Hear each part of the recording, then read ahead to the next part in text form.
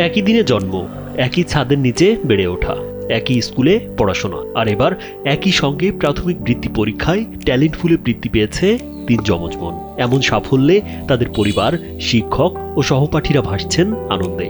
এই তিন বোন হলো তাবিয়া রহমান, তাহিয়া রহমান ও তাকিয়া রহমান। তারা কুড়িগ্রাম সদর উপজেলার নাজিয়া টেক্সটাইল মোড় এলাকার বাসিন্দা ও জেলা জজ আদালতের আইনজীবী তারিকুর রহমান ও শাহিনা আক্তারের মেয়ে।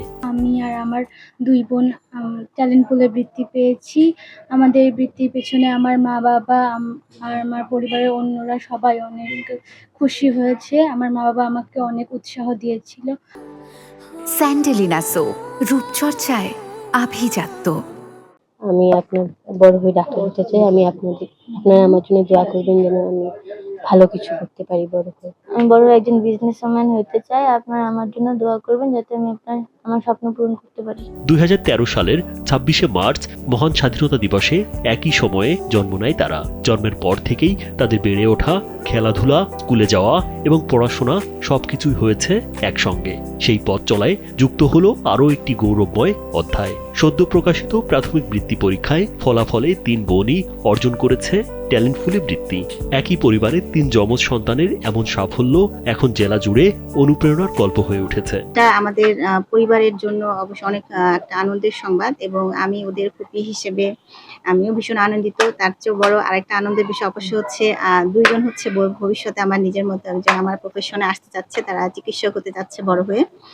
এটা আমার জন্য একটা আনন্দের ব্যাপার।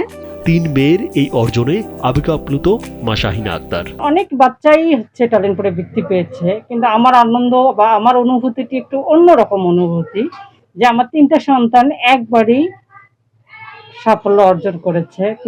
তিনজনেই, ও আমাদের পরিবারের সবাই সকলেই খুশি। আইনজীবী বাবা তারিকুর রহমানও এই সাফল্যের কৃতিত্ব দিয়েছেন স্ত্রী, শিক্ষকদের এবং তিন মেয়ের একাগ্রতাকে। আমার সন্তানদের শিক্ষক যারা আছেন তারা বেশ সহযোগিতা করেছেন। বিশেষ করে বলবো যে আমার মিসেস অর্থাৎ মেয়ের মা আমার সন্তানদের পিছনে যথেষ্ট সময় ব্যয় করেছেন এবং তাদের পিছনে পরিশ্রম করেছেন।